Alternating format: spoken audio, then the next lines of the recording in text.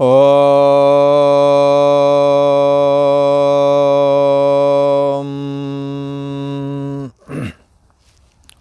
श्री योग वासिष्ठ के उत्पत्ति प्रकरण में श्री वशिष्ठ जी महाराज बोले, हे मुनीश्वर, वशिष्ठ जी महाराज बोले, हे राम जी, ब्रह्मा जी कहते हैं वशिष्ठ जी से, हे मुनीश्वर, जब तक आत्मा का अज्ञान है तब तक नाना प्रकार का जगत भासता है। कब? जब तक आत्मा का अज्ञान है। और जब आत्मा का ज्ञान होता है तो दिखता तो फिर भी जगत है, पर जगत के रूप में ब्रह्म सत्ता ही भाषित होती है।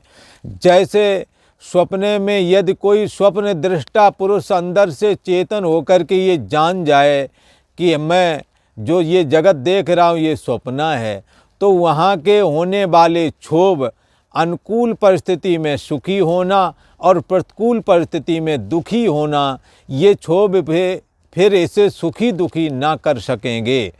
यदि वो स्वप्न में जाग जाए और स्वप्न वैसा ही चलता रहे तो स्वप्न दृष्टा पुरुष फिर सुखी दुखी होना बंद हो जाता है और उसे ये लगता है स्वप्ने का जगत ये काल्पनिक है, ये मिथ्या कल्पना ही भाषित हो रही है। इसीलिए यहाँ का कि जब तक आत्मा का अज्ञान है तब तक नाना प्रकार का जगत भासता है, और जब आत्मा का बोध होता है तो जगत भ्रम नष्ट हो जाता है। यह जगत भ्रम, हे राम जी, कहाँ स्थित है? तो ये जगत ब्रह्म चित्त में स्थित है। ये धन पुत्र स्त्री आदि की प्राप्ति की इच्छा कहाँ होती है? मन में होती है। जब अनुकूल नहीं पड़ते तो छोड़ने की इच्छा कहाँ होती है? मन में ही होती है। इसलिए ग्रहण और त्याग सब मन के अंदर विद्यमान होता है। ऐसे ही जगत सत्य है, भोग पदार्थ रमणीक हैं, ये देह है, देह के संबंधी मेरे हैं, ये मैं है और ये मेरा है, अहम त्वम इदम आदि की कल्पना ये कहाँ पर है? चित्त के अंदर है, मन के अंदर है।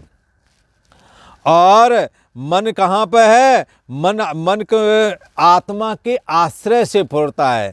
जैसे लहर कहाँ है? पानी में। और कहाँ फुरती है? पानी के आश्रय में फुरती है। ऐसे ही ये मन भी आत्मा के आश्रय में है और आत्मा में ही फुरता है। जब मन को ये रहस्य मालूम होता है, इस रहस्य के जानने का नाम है बोध। जब आत्मा का बोध होता है तब जगत भ्रम नष्ट हो जाता है, फिर जगत भ्रम नहीं रह जाता।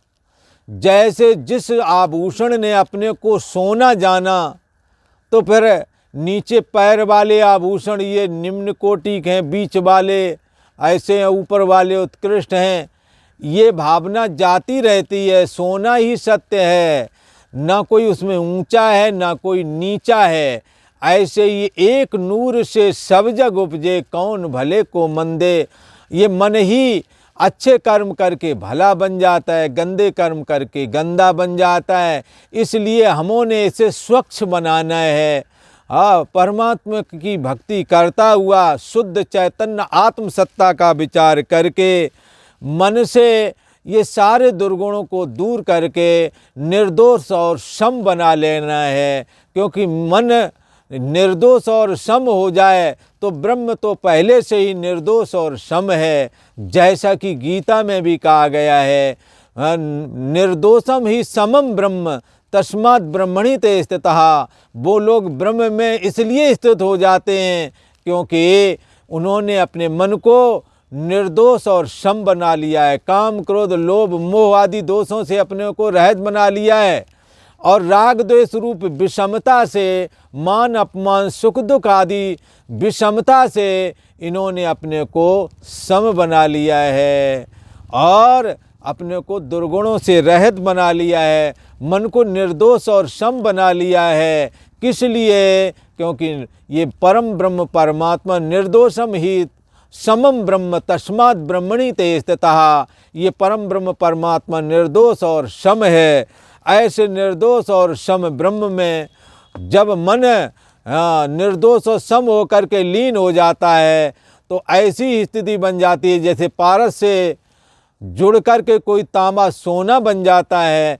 ऐसे ही ये देह और जगत की वासना वाला ये मन ब्रह्म ही वेदम सर्वम, ये ब्रह्म ही हो जाता है। आपुन जाए ब्रह्म होए बैठा, फिर ये ब्रह्म हो जाता है, आत्मा हो जाता है, और तब इसी स्थिति का नाम कैवल्य निर्वाण है, इसी का नाम मुक्ति है।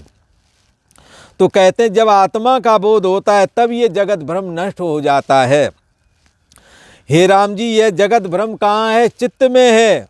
जैसा निश्चय चित्त में होता है तैसा ही भाषित होता है। पूर्व में जो आख्यान कहा गया है इंद्र और अहिल्या वाला, ये इंद्र और अहिल्या वाला आख्यान पौराणिक आख्यान नहीं है, ये आख्यान दूसरा है। इसमें इंद्र और अहिल्या को जो अंदर के एक फुरना भाषित हुई, क्या ये अहिल्या के प्रति आकर्षण और इंद्र का अहिल्या के प्रति, अहिल्या का इंद्र के प्रति आकर्षण, ये इतना तीव्र संवेग बह गया कि इस तीव्र मन के संकल्प ने एक दूसरे का चाहना रूप तीव्र संवेग, मन का तीव्र संकल्प, इसने और संकल्पों को, यहाँ तक कि ब्रह्मा जी के संकल्पों को भी कुंठित कर दिया। जैसे जब इन्हें अग्नि में जलाया गया तो ये अग्नि को इंद्र अहिल्या के रूप में देखने लगा, अहिल्या इंद्र के रूप में देखने लगा। अग्नि ने उसे जलाया नहीं कि उनका तीव्र संवेग उसे इंद्र और अहिल्या में तब्दील कर दिया। उन्होंने दृढ़ इच्छा शक्ति से, दृढ़ मन के तीव्र संवेग ने, मुझे अहिल्या चाहिए, मुझे इंद्र चाहिए, मैं इंद्र का हूँ, मैं अहिल्या का हूँ, ऐसी तीव्र संवेग बह गया। उसने अग्नि तक को अग्नि भी उन्हें जला न सकी और हाथी भी उनको दबा न सका। जब उनसे कहा, रे पापियों, तुमने विधि विपरीत काम किया है, तुम मरते क्यों नहीं हो? तब उस इंद्र नाम के ब्राह्मण ने कहा कि मैं कैसे मरूं, मेरा मरण नहीं हो सकता, क्योंकि मैं हर जगह, मेरा तीव्र संवेग इतना प्रेम, इतना वासनात्मक प्रेम इतना बड़ा कि अब इन्हें सारी दुनिया में अहिल्या दिख रही है। जो तुम अग्नि हमें जलाने के लिए लाते हो, मुझे अग्नि नहीं दिख रही है, मेरे को यहाँ पर अहिल्या दिख रही है। हाथी थे जो तुम कुचलाने के लिए मुझे लाए हो, मुझे हाथी नहीं दिखता, मुझे अहिल्या दिख रही है। अहिल्या से पूछा, तू क्यों नहीं मर रही है भाई? तूने विधि विपरीत काम किया है, राजघराने राजरानी होते हुए, और ये इंद्र नाम के ब्राह्मण के साथ तू ये व्यभिचार कर रही है, ये पापाचार कर रही है, अरे तू मरती क्यों नहीं है? तब वो कहते, मैं क्यों मरूं, कैसे मरूंगी मैं, मेरे को पूरी दुनिया में इंद्र ही दिखाई पड़ता है। तो इंद्र ये जो अग्नि तुम जलाने के लिए हमारे लिए जलाई, ये हमें इंद्र दिख रहा है, मेरे को नहीं इससे कोई दिक्कत है। और जब ये हाथी मुझे दबाने आता है तो मेरे को लगता है ये इंद्र ही है जो हमारे को आलिंगन कर रहा है, मेरे को हाथी कष्ट नहीं दे रहा है तुम्हारे को, क्योंकि मैं इंद्र को ही हर जगह देख रही हूँ। तीव्र संवेग, एक दूसरे की चाहना का, ब्रह्मा जी के संकल्प अग्नि का कि अग्नि प्रकाश और दाहकता रूप हो, इस अग्नि को भी उन्होंने कुंठित कर दिया। हाथी का वजन इतना बड़ा, जिसको पैर रख दें वो आदमी तो चूर चूर हो ही जाएगा, पर वो भी उसका कुछ बिगाड़ नहीं पा रहा।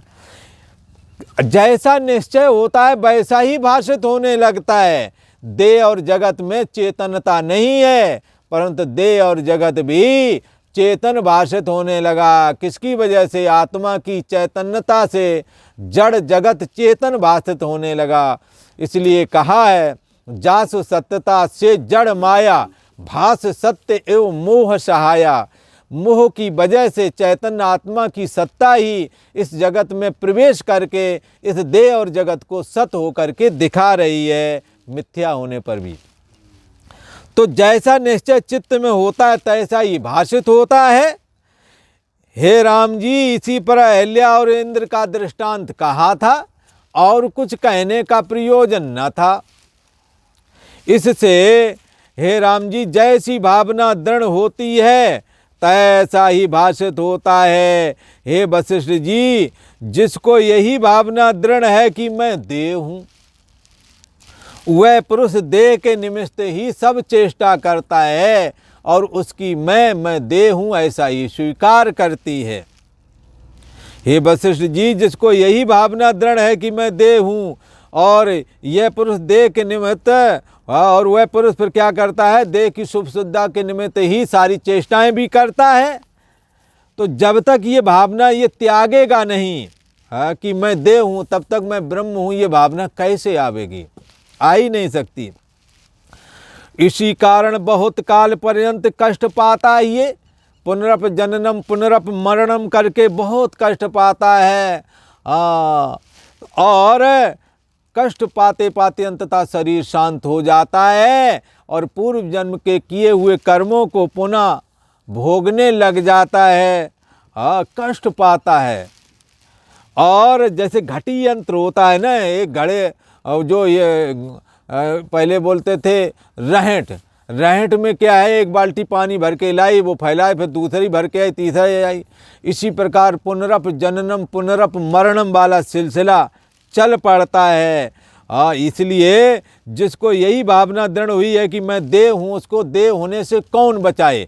पर जो ऐसा जानता है मैं शुद्ध चैतन्य सत्ता आत्मा हूँ, तो फिर उसका देहाभिमान गलित हो जाता है। और देहाभिमाने गलिते विज्ञापते परमात्मनि यत्र यत्र मनो याति तत्र तत्र समाधया। तो फिर तो देहाभिमान जब गलित हो जाता है, मन की सारी वासनाएं जाती रहती हैं, तब मन अमन हो जाता है। और मनस्य अमनी भावे द्वैतम नैवोपलब्धते। जैसे बालक बेताल की कल्पना से भय पाता है, तैसे ही देह में अभिमान से ये जीव कष्ट पाता है। और देह में जब अभिमान करोगे, अर्थात देह को जब मैं बुद्धि करके ग्रहण करोगे, तो क्या होवेगा, देह के संबंधी जो हैं वो मेरे लगेंगे। तो इससे क्या होता है, संसार बढ़ता ही जाता है। देह में अभिमान से देहाभिमान बढ़ता है, जाति अभिमान, धन का अभिमान, रूप सौंदर्य का ना मालूम कितने अभिमान चढ़ जाते हैं। देह में अभिमान से ये जीव हमेशा कष्ट पाता है। और देह का अभिमान जिसने त्याग दिया, वो हमेशा हमेशा के लिए सुखी हो जाता है, शांत हो जाता है। जिसकी भावना देह से निवृत्त होकर के मैं शुद्ध चेतन मात्र हूँ, मैं ब्रह्म हूँ, ऐसे चेतन भाव को जो प्राप्त हो जाता है, जिसकी वृत्ति सर्वाधिष्ठान ब्रह्म मैं हूँ, मैं शुद्ध चेतन मात्र हूँ, और देहाभिमान से अपने को रहित बना लेता है, ऐसा जब स्थिति बन जाती है तो देह में अभिमान से जीव कष्ट पाता है। और देह की भावना से जब उसे निवृत्ति होती, जब देह की भावना इसकी निवृत्त हो जाती है, जब मन में देहाभिमान नहीं रहता है, तो देह की भावना भी जाती रहती है। फिर तो शुद्ध चेतन भाव ही बचता है। उसको देहादिक जगत ब्रह्म, जिसको ऐसा जिन्होंने ऐसी भावना दृढ़ कर ली है, देहाभिमान खत्म कर लिया है, तो क्या होता है, वो शुद्ध चेतन मात्र में उनकी स्थिति हो जाती है और जगत भ्रम उनका नष्ट हो जाता है। इस प्रकार से एक चैतन्य सत्ता को जानने मात्र से परिच्छिन्न व्यक्तिपना, जीव भाव, देहाभिमान और जगत की सत्यता एक साथ बाधित हो जाती है।